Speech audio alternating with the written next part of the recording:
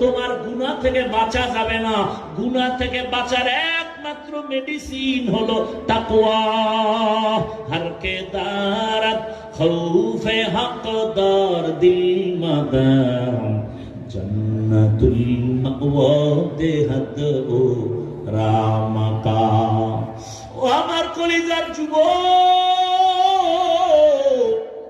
বৃদ্ধ বাবাজি, পর্দার আড়ালের মা বোনেরা, কয়দিন আর দুনিয়াতে বাঁচবেন? কিয়ামতের আলামত শুরু হয়ে গেছে। কোন দিন যেন প্রাণ চলে যাবে বলা যায় না।